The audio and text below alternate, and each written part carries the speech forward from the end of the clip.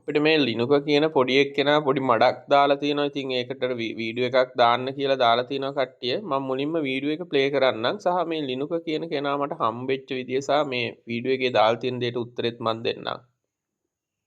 රුපියල් 40000 දීලා ඔය සෙනිම යුනිවර්සිටි වල කරනවට වාසි අපේ කෝස් එකත් නිකන් ගන්න එක. ඒ සෙනිමගේ ගන්නව දැන් ඒක. අර කලින් කරපු ස්ක්‍රීන් රෙකෝඩ් එක දෙන්නේ පොර දන්නේ නැහැ මොකද පොර දන්නේ නැහැ දැන් පොර මොනවද කරන්න කියලා එක එකට මැන මැන ඉන්න එක තමයි ඇත්තම ගන්න මොකද සෙනිමකට වෙන්නේ නැත්නම් මම බලින්නේ නැහැ. අර පරණ ස්ක්‍රීන් රෙකෝඩ් එක දෙන්නේ මට කොරියාවෙන් කොල්ල කෝල් කරලා කියනවා ඇත්තම මෙයාට අහුණා කියලා. අපරාධ කොරියාවේ ඉන්න කොල්ලෝ නෙමෙයි කොල්ලෙක්. ඒකත් මම දාන්නම්. අපි 5000කට විතර පන්ති කරලා තියෙනවා. ඒතර කොරියාවේ ඉන්න කොල්ලෝ මම ජොයින් වෙනවා ඇත්තම අපරාධ ඔහොම කරන්න එපා.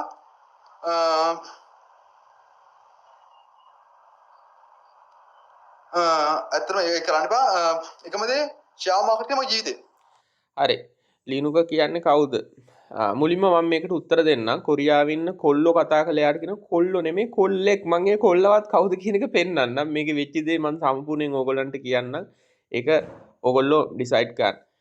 එතකොට පළවෙනිම දේ තමයි ලිනුක කියන්නේ කවුද? ලිනුක කියන කෙනා මට හම්බුනේ දැන්ට අවුරුදු මම හිතන්නේ අවුරුද්දකට දෙකකට විතර කලින්.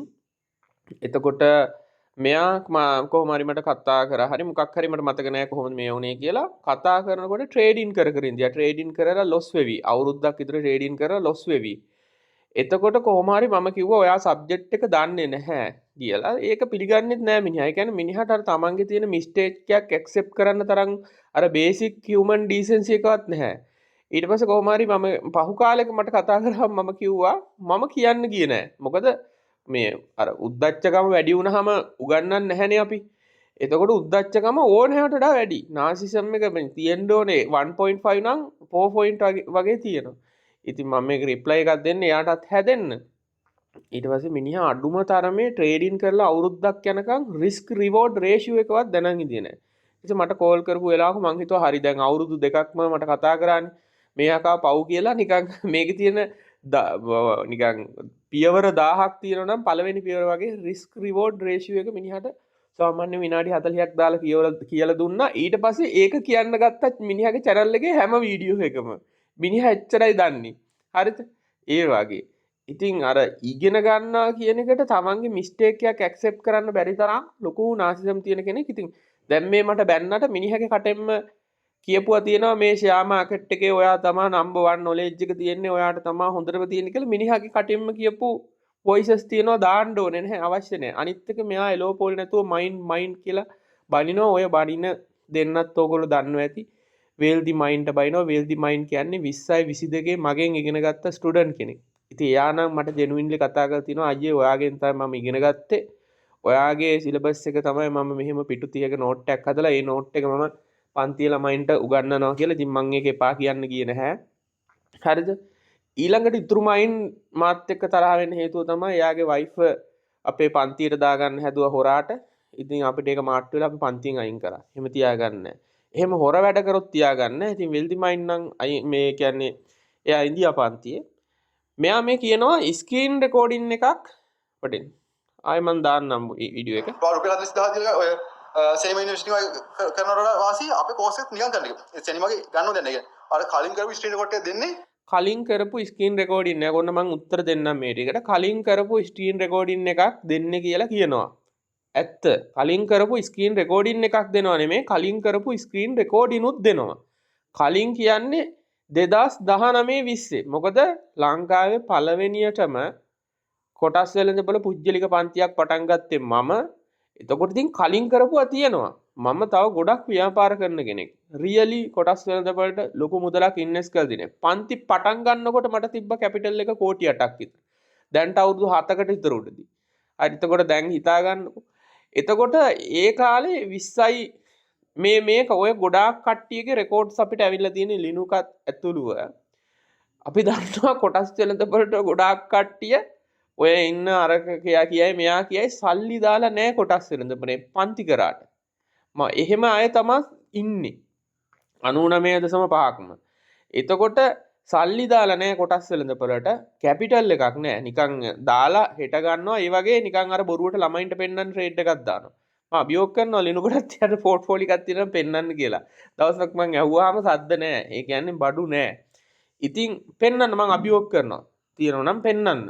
අඩුම තරමේ කෝටි 10ක පෝර්ට්ෆෝලියෝ එකක් පෙන්වන්න ස්ටොක් මාකට් එකේ මම පෙන්නලා තියෙනවා.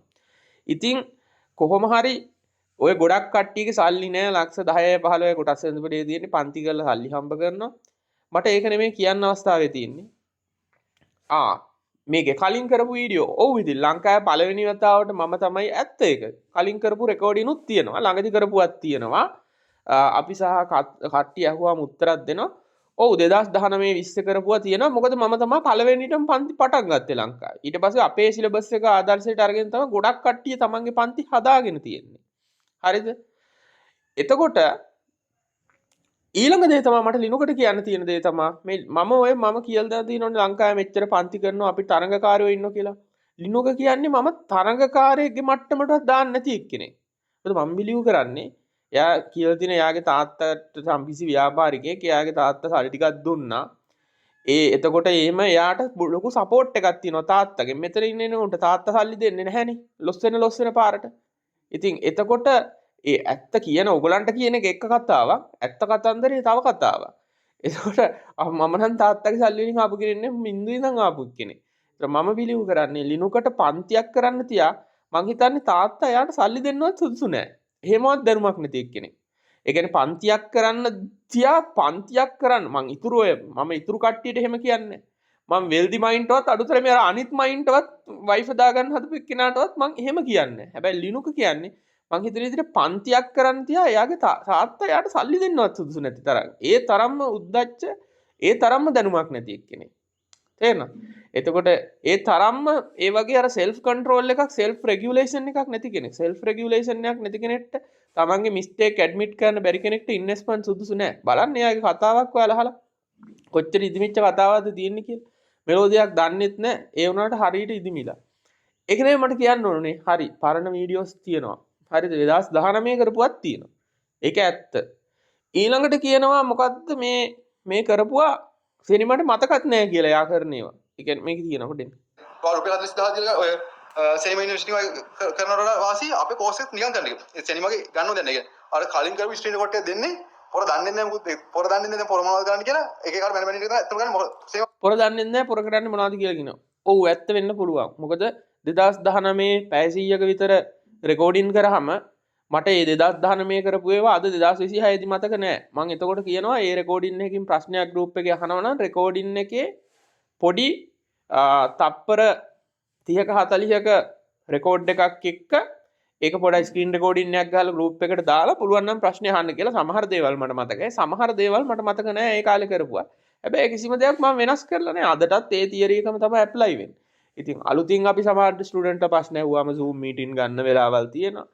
ඒ වගේ දේවල් තියෙනවා. හරි. ඒකත් ඇත්ත. එතකොට ඔය හැමෝටම බැන ඉන්නවා කියන කතාව බොරුවක්. අපේ ඉන්න හොඳට මෙයා කරලා ස්ටුඩන්ට් රිවිව් ලංකාවේ වැඩියම දීලා තියෙන අපි. ඔය අයින් කරපු ස්ටුඩන්ට් මෙන්න මෙයා.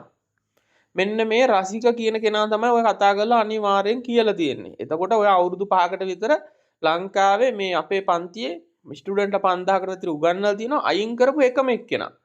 එතකොට ඒ අයින් කරන්න වෙච්ච හේතුව මොකද්ද?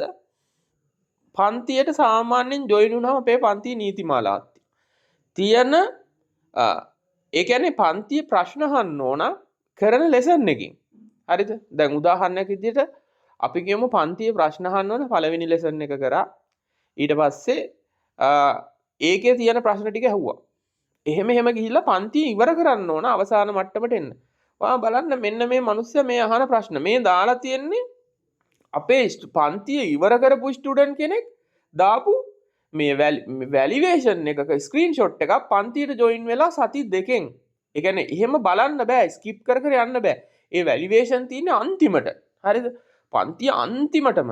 එහෙම මේ පන්තිය මුල්ම අවසාන පාඩමත් ඉවර වෙලා තියෙන්නේ ඒවා ඉගෙන ගන්න. එතකොට මෙයා පන්තියට ජොයින් වෙලා සති දෙකයි ඒ වගේ ගොඩාක් අවසාන ලෙවල් එකේ ප්‍රශ්න 7ක් 8ක් අහලා අන්තිමම කරපු කෙනෙක් අහන්න ඕන ප්‍රශ්න 7ක් 8ක් අහලා මට තේරෙනවා ඉගෙනගෙනත් නැහැ. මොකද මුල මැද බැරි නම් අග බෑ. හරිද? ඒතකොට මුල මැද ඉගෙන ගන්න නැතුව අගින් අපිට දාන ප්‍රශ්න. ඒතකොට මම එකපාරක් කිව්වා දෙපාරක් කිව්වා. ඊට පස්සේ තුන්වෙනි පාර මිනිහා දානවා මට අර අන්තිමටම කරපු පන්තිය ඉවර කරපු ළමෙක් දාපු වැලිඩේෂන් එකක ස්ක්‍රීන්ෂොට් එකක්. මේ මොකද්ද කියලා මගෙන් අහනවා. එහෙමත් තානවා. මං කිව්වාම ඔහොම නෙමෙයි මම ස්ක්‍රීන් ෂොට් එකක් දැම්ම අපේ මෙන්න මේමයි පන්ති රූල්ස් ටික ඉන්ටර්වියු එකේදීත් කියලා ගන්න. ඒතර ඒ ටිකත් මේ කියලා ඉවරලා දැම්මම මිනිහා තවත් අපේ මේ පන්තියේ ඉන්න ඉතුරු ස්ටුඩන්ට්ලටත් කන්ටැක්ට් කරලා ස්පෑම් කරලා එක එක දේවල් කරලා ඒ ඔක්කොම එවිඩන්ස් එක්ක එහෙම කරන්න අපි දෙන්නේ නැහැ. ඒ එවිඩන්ස් එක්ක ඒ ඔය 5000ටම මිනිහව අපි පන්තියෙන් අයින් කරා. අයින් කරත් හැමදාටම අයින් කරේ නෑ මං කිව්වා හරි ඔයාව දැනට අපි ඩිසිප්ලින් ඉෂුව එකක් විදිහට පන්තියෙන් අයින් කරනවා. ඔයා ඩිසිප්ලින් හදාගන්න. ඔයා පන්තියේ මේවා ටික ඉගෙන ගන්න රෙකෝඩින් ටික. ඔයා දැනට මං ගෲප් එකෙන් අයින් කරනවා. මොකද ඔයාව කන්ට්‍රෝල් කරන්න බෑ. ඔයා පන්තියේ ටික බලන්න මේ නැහැ අයින් කරේ නෑ මිනිහම කිව්වා අයින් කරන්න කියලා. එහෙනම් මට වැඩක් නෑ මම අයින් කරන්න කිව්වා. මං ඒ පාර එයාව ගෲප් එකෙන් ඉවත් කරා. ඊට පස්සේ මොකද උනේ? ඊට පස්සේ මිනිහා මට කියනවා මේ එහෙනම් ඉතුරු ඔක්කොගෙම අයින් කරන්න මාව. මට එහෙම වැඩක් නැහැ එහෙම පන්තිකින්.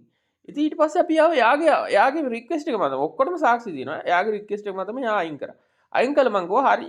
ඔයාගේ පොඩි අවුලක් තියෙනවා. ඔයාගේ ඩිසිප්ලින් ටික හදාගෙන ඔයා තව මාස 3කින් මට කතා කරන්න. ඕකේ නම් මං ඔයාට පන්තිය දෙන්නම් ආයෙ ඔයාව රිවිව් කරලා මාස 3කින් ගන්න කියලා. ඊට පස්සේ මිනිහා මට බැනලා දැම්මා. එතකොට ඉතින් අපිට තව chance දෙන්න බෑනේ. chance දුන්න chance ගොඩක් දුන්නා. ඊට පස්සේ ආව අයින් කරා. ඊට පස්සේ අයින් කරාට පස්සේ තමයි ඒකට පන්තිය කරපු කෙනෙක් නෙමෙයි. පන්තියට ජොයින් වෙලා සති දෙකෙන් පන්ති ඉවර කරන්නේ නැතුව මේ වැලිඩේෂන් ගැන අහලා හරියන්නේ නැහැ. මොරටුවේ ඉංජිනේරින් ස්ටුඩන්ට්ලා ඉන්නවා අපිත් එක්ක ජොයින් වෙච්ච. ඒගොල්ලොත් වැලිඩේෂන් අහන්නේ සමහර වෙලාවට මේ ඒ කියන්නේ මේ අටුම යනවා මාස 4ක් ඩියුරේෂන් එක. හරිද? එතකොට අඩුම යම්කිසි මට්ටමකට මේක ඇවිල්ලා ඉවර කරන්න සාමාන්‍ය මොරටුවේ ඉංජිනේරින් කරපු අය ඉන්නවා හොඳ රෑන්ක් දාලා ආපු කට්ටිය. ඒගොල්ලෝ දවසකට ලොකු ටයිම් එකක් දාලත් අඩුම ඩියුරේෂන් එකකින් ෆිනිෂ් කරලා තියෙන්නේ මේ මාස එකමාර දෙක වගේ. එතකොට සාමාන්‍ය මම හිතන්නේ උසස් පෙළත් ලොකුවට පාස් වෙන්න බැරි කෙනෙක්ට මේ සති දෙකෙන් කරන්න පුළුවන් එහෙම කට්ටිය නැහැ. එතකොට එයාගේ දැනුමත් එක්ක චෙක් කරාමත් එයා කරලත් නැහැ. එතකොට ඒක නිසා තමයි උනේ ඔය 5000කටම ඔයාව තමයි අයින් කරලා තියෙන්නේ. ඒක තමයි මේ කියලා තියෙන්නේ. ඉතින් ඕක තමයි මට දෙන්න තියෙන උත්තරේ. ඒක ඔයගොල්ලන්ගේ choice එක. අපේ පන්තියට ඔයාලට join වෙන්නත් පුළුවන්, join නොවී ඉන්නත් පුළුවන්. හැබැයි මට ලිනුකට කියන්න තියෙන්නේ ලිනුක ඔයා පන්තියක් කරන්න නෙමෙයි. අඩුම තරමේ මං හිතන්නේ ඔයාගේ තාත්තා කරන් මං නම් හිතන්නේ මම ලිනුකගේ තාත්තා වුණා නම් මම ලිනුකට සල්ලි දෙන්නේ නැහැ. මම ගිහිල්ලා ඉවර වෙලා මේ ලයිටරයක් එක්ක සල්ලි ටික මේ කොළවලින් දෙනවා පොඩි ළමයින්ට සෙල්ලම් කරන්න ලයිටරෙත් එක්ක පුච්චපන් කියලා. මම නම් ඒකයි කරන්නේ. ඒක තමයි උත්තරේ.